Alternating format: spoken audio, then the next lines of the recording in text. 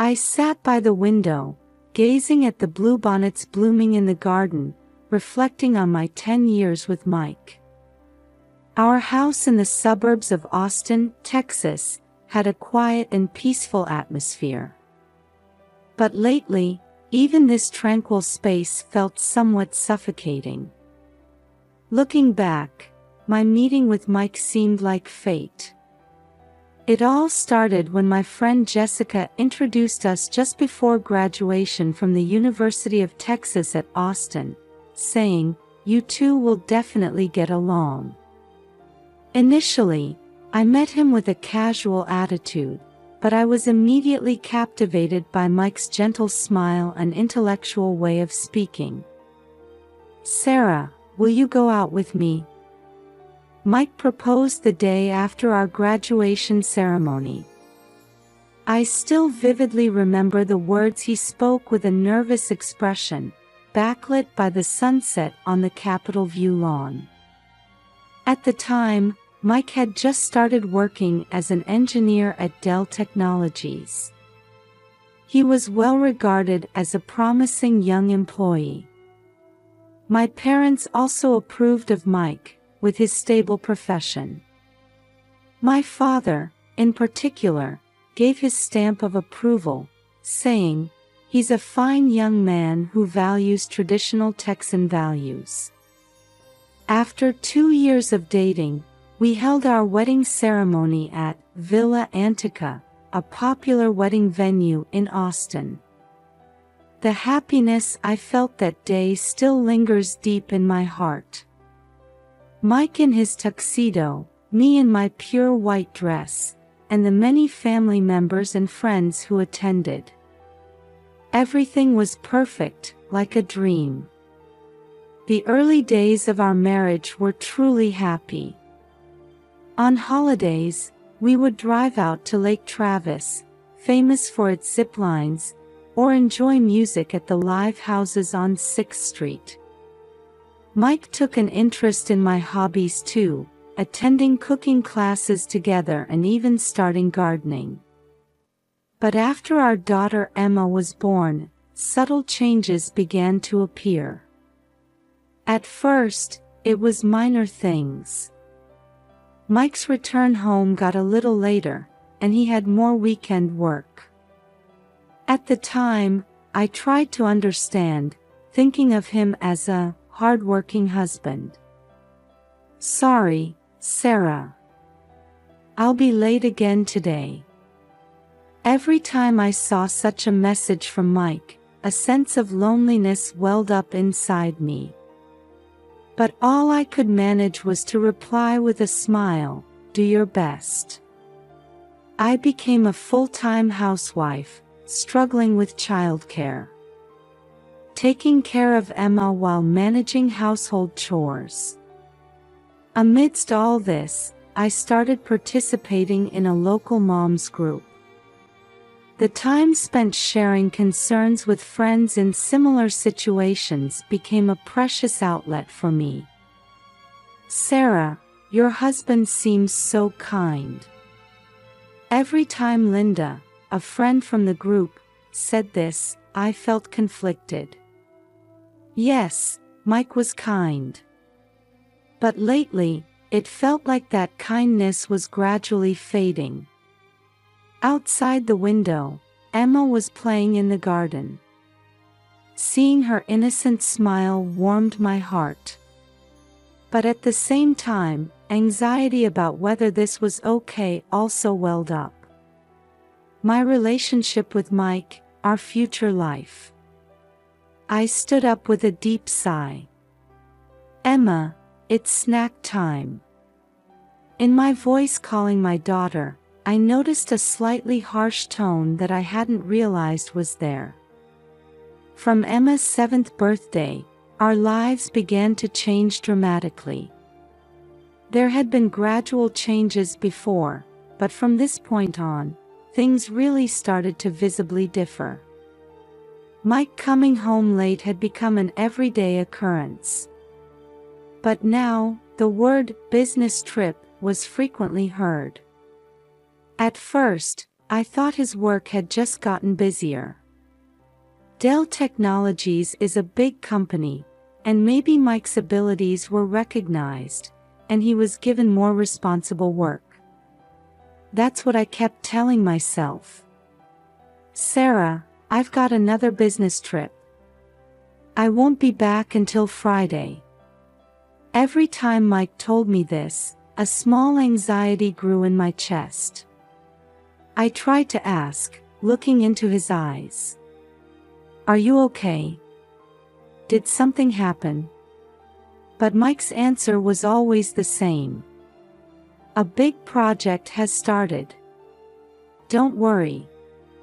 Emma also began to react sensitively to these changes in her father. One night, I was awakened by her scream. Mama! I'm scared. I rushed into Emma's room. She was trembling under her blanket. What's wrong, Emma? I had a dream. Papa was with a scary person.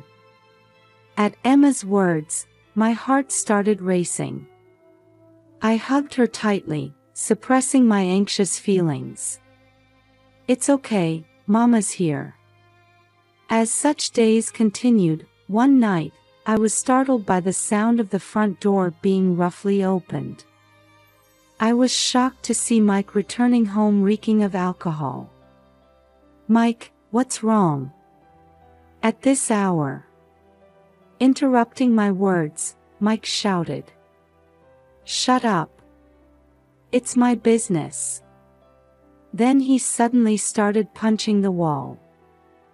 Seeing Emma, who had jumped up startled by the noise, I made a decision. I couldn't let my daughter be scared anymore. A few days later, unexplained rashes appeared on Emma's body. We had her examined at the local family clinic, but they couldn't determine a clear cause. To be safe, it might be better to have her checked more thoroughly at Dell Children's Hospital. Told this by the doctor, we headed to the renowned hospital in Austin. In the hospital waiting room. While hugging Emma, I called Mike. But again, it went to voicemail. I let out a sigh. Mama, isn't Papa coming? I didn't know how to answer Emma's question. Just then, Nurse Jane approached us. Mrs. Johnson, I'd like to speak with you. Please come this way to this private room. At those words, my heart started racing. Is Emma's condition serious? Dr. Brown, the attending physician, would like to speak with you. Entering the private room, a male doctor in his 50s was waiting with a serious expression. Mrs. Johnson, I have a question. Have there been any changes in your home recently? At that question, I was at a loss for words. Well, nothing in particular. Dr. Brown continued with an even more serious expression.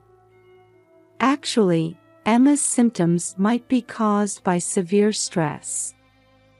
This is my suggestion, but please consider divorce immediately. At those words, I was stunned. Huh? Divorce? What do you mean? In a private interview with Emma, I heard some concerning things.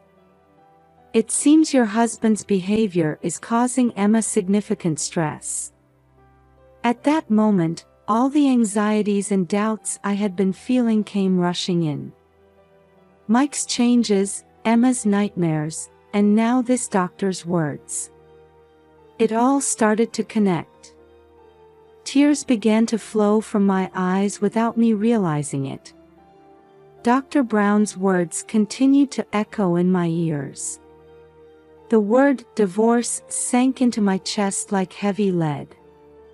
However, thinking of my daughter Emma, I couldn't turn a blind eye to this reality. I took a deep breath, trying to regain my composure. "Doctor," I asked, suppressing my trembling voice. "Can you tell me specifically what Emma said?"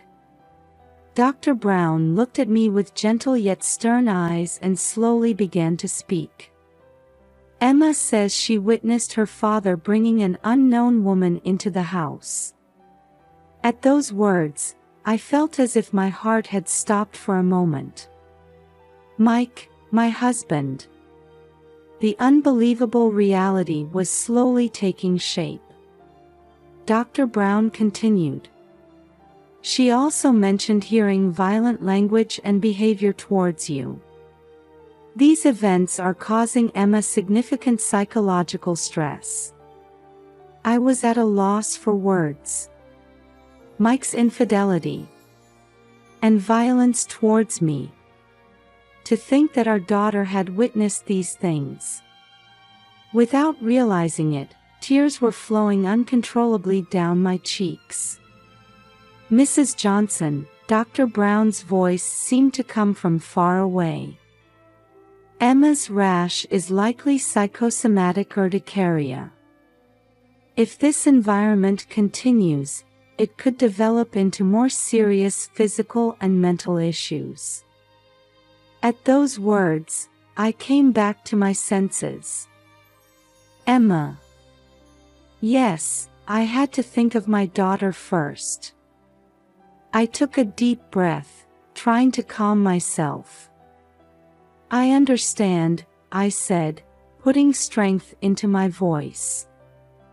"For Emma's sake, I'll seriously consider what to do next. Thank you." Leaving the examination room, Emma was looking at me anxiously in the waiting room. I put on a smile and approached my daughter. "Emma, let's go home." After leaving the hospital, we stopped by a nearby Zatza coffee. I ordered a hot chocolate for Emma and coffee for myself. While Emma was playing in the kids' corner inside the store, I tried to organize my thoughts. Gazing at the people passing by outside the window, the events of the past few years flashed through my mind like a film reel. The happy days, and the recent painful times. My hand holding the coffee cup trembled slightly. "Mama, it was delicious," Emma's voice brought me back to reality. "I'm glad you enjoyed it," I smiled, but inside, my heart was in turmoil. On the way home, holding Emma's small hand tightly, I had made up my mind. What should I do now? What could I do to protect Emma? The answer was clear, but I needed a little more time to make that decision. Arriving home, I sat on the living room sofa and had Emma sit on my lap. "Emma, Mama loves you very much. No matter what happens, Mama will protect you, okay?" Emma nodded silently and hugged me tightly. That night, after putting Emma to bed, I sat in the dark kitchen for a long time. The moonlight shining through the window illuminated my wedding ring placed on the table. Staring at that light, I was summoning courage for tomorrow. Several days passed since my decision at Zatza Coffee. Every night, after Emma had fallen asleep, I sat in front of the living room computer, researching Texas divorce laws. The pale light from the screen cut through the quiet darkness of the night.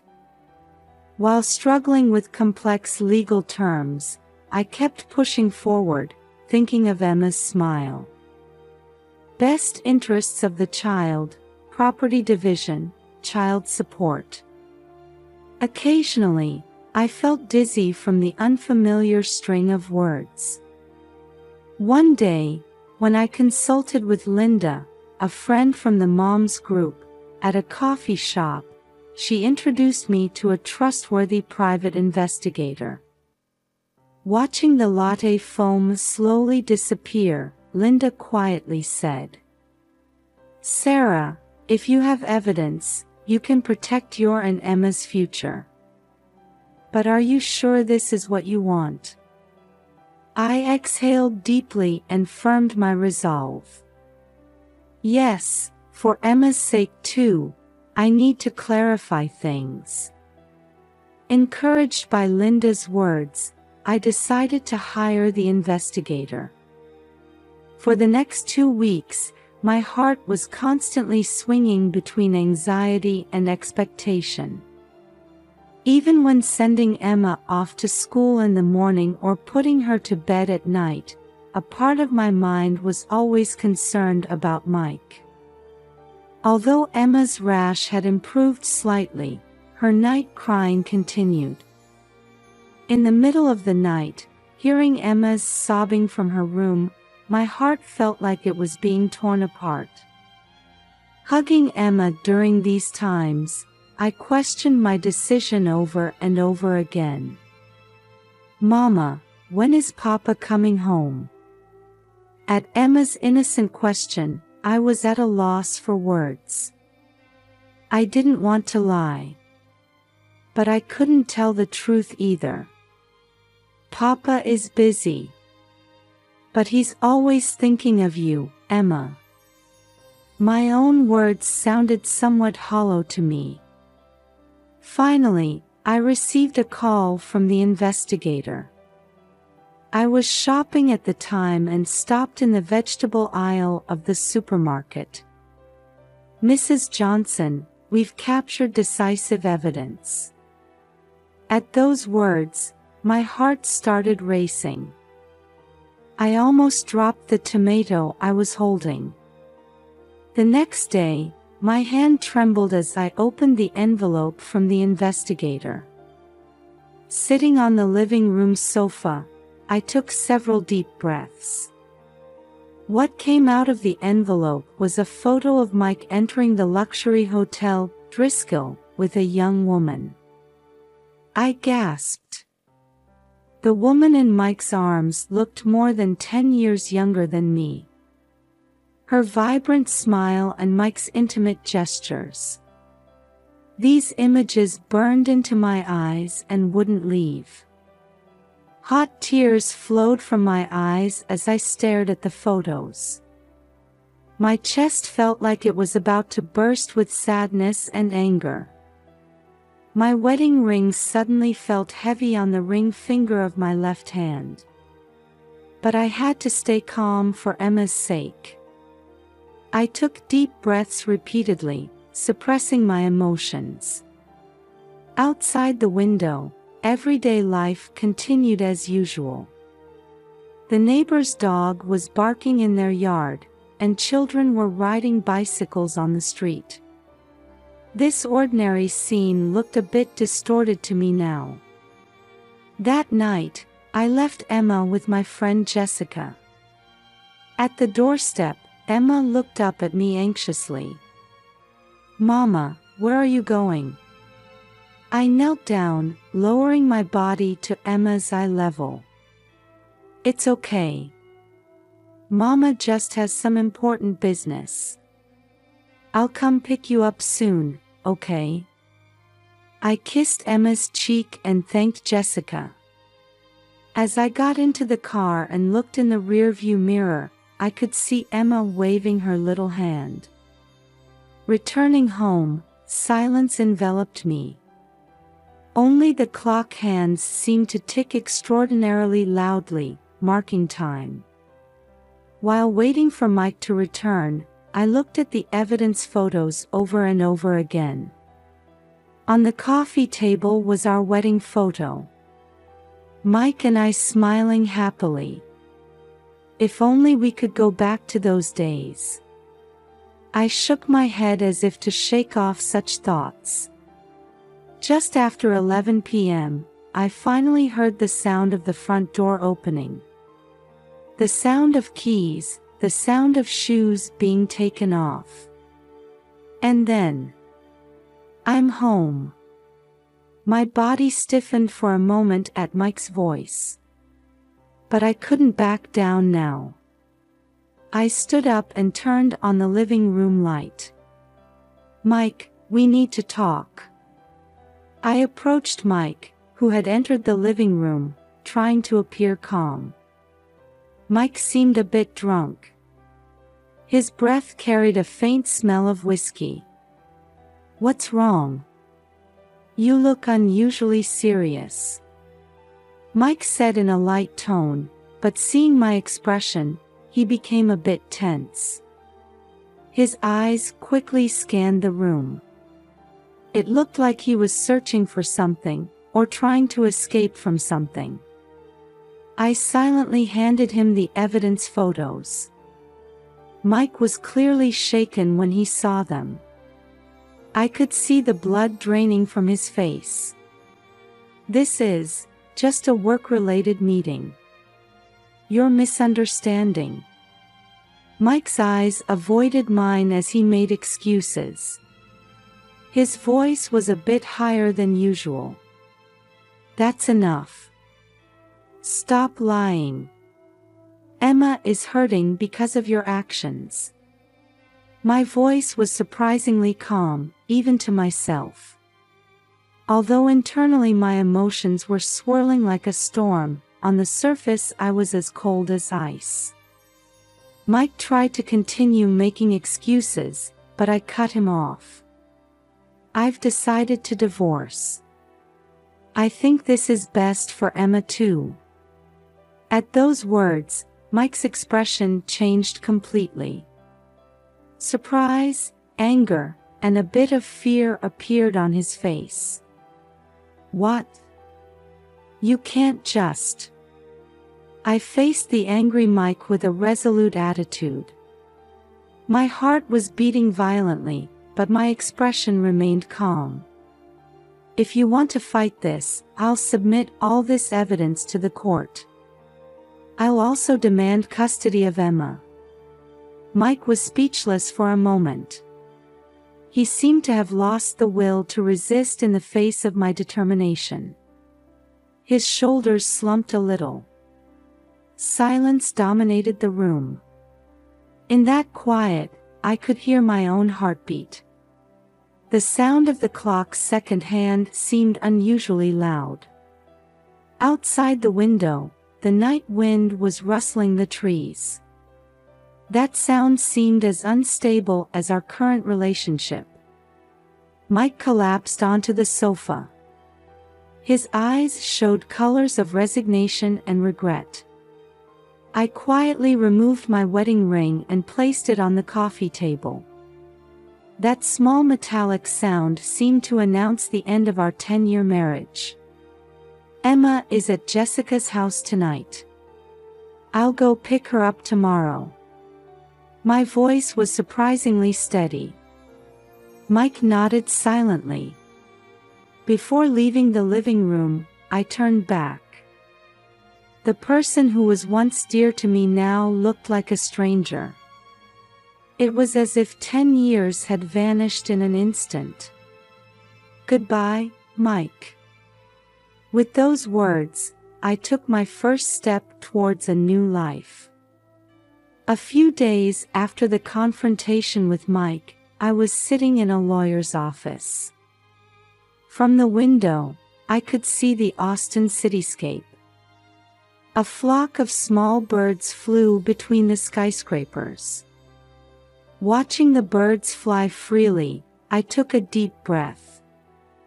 "Mrs. Johnson, this is the divorce petition." The lawyer's words brought me back to reality. As I looked through the documents, the past 10 years flashed through my mind like a film reel. The happy days, and the recent painful times. My hand holding the pen trembled slightly. The following week, I started looking for an apartment with Emma. In the suburbs of Austin, in a quiet residential area. When we found an apartment near a small park, Emma's eyes lit up. "Mama, I can play with friends here." At those words, my determination solidified. On moving day, Mike suddenly appeared. His eyes were red, and he looked tired. "Sarah, I'm truly sorry." Seeing Mike stumble over his words, complex emotions welled up inside me. Anger, sadness, and a bit of sympathy. "Mike, it's too late. But please remain a father to Emma." At my words, he nodded silently. A new life began. For the first few weeks, Emma's night crying continued. "Will Papa never come back?" Such questions often pained my heart. But hugging Emma gave me the courage to face forward. It was a month after moving that I learned about the local DV support group, Safe Place. Encouraged by my friend Linda to participate, I found women there who had similar experiences. Listening to their stories, I realized I wasn't alone. "Sarah, you're strong. You stood up for Emma's sake." At the words of Carol, the group leader, I couldn't stop my tears. Emotions I had been bottling up for years suddenly poured out. Emma's symptoms also gradually improved. With the support of Jennifer, the psychotherapist, mother and daughter spent days healing their wounds. Every time Emma's smile returned, I became more certain that I had made the right choice. The divorce was finalized 6 months after our separation. When I faced Mike in court, he looked haggard. "Sarah, I'm truly sorry. I did something unforgivable." While harboring complex feelings towards Mike's words, I responded calmly. "Mike, we can't change the past. But from now on, please be a good father to Emma." The judge granted me custody of Emma and ordered Mike to pay appropriate child support. Furthermore, Mike's infidelity was recognized, and he was ordered to pay me compensation. What was unexpected was that Mike's affair partner was also ordered to pay compensation. "Now you can start a new life," the lawyer said. I let out a sigh of relief at those words. A year passed, and I started a part-time job. Working at a local bookstore, I created a life rhythm that allowed me to participate in Emma's school events. Emma also adapted to the new environment, made friends, and regained her cheerfulness. One day, during volunteer work at Safe Place, a newly participating woman was tearfully recounting her experiences. Watching her, I realized that my experience could be a source of strength for others. In the group session, I stood up. "We have all overcome difficulties. That experience becomes the power to help others." I was scared at first too. But I was able to stand up for Emma's sake, and for my own sake. You all have that strength too. At my words, the room fell silent. Then, one by one, people started nodding. At that moment, I felt like I had found my new mission. On the way home, holding hands with Emma, I looked up at the sky. It seemed bluer and wider than before. "Mama, let's go get ice cream." I responded with a smile to Emma's innocent grin. "Sure, let's go." The door to a new life was opening wide before us. On a crisp spring day, sunlight poured down on Austin's Zilker Park. Sarah, 37, and Emma, 10, were enjoying a picnic on the green lawn. "Mama, I'm happy, Emma suddenly murmured. Sarah gently hugged her daughter and smiled, saying, I'm happy too, Emma. 2 years had passed, and Sarah had officially started working at New Hope, an NPO supporting DV victims.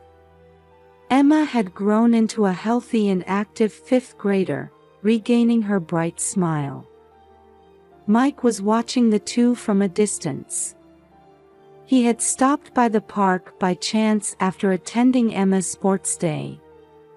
After the divorce, he had gone through rehabilitation for alcohol addiction and was now engaged in community volunteer work. Seeing his ex-wife and daughter laughing happily, Mike felt regret but also relief. He quietly approached them and said, Sarah, Emma, hello.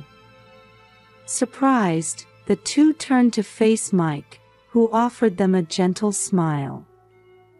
I'm really glad to see you both so happy. Sarah noticed the change in Mike and nodded slightly. Emma, though a bit confused, honestly conveyed her feelings. Papa, I'm happy with Mama. Mike gently patted his daughter's head and murmured, I see. That's good. The three spent a peaceful time together, despite the awkward atmosphere. As they parted, Mike vowed, I'll keep working hard to be a good father to Emma. Sarah and Emma started walking hand in hand through the twilight park. Watching their retreating figures, a small tear glistened in Mike's eye. A new form of family bond was slowly but surely being woven.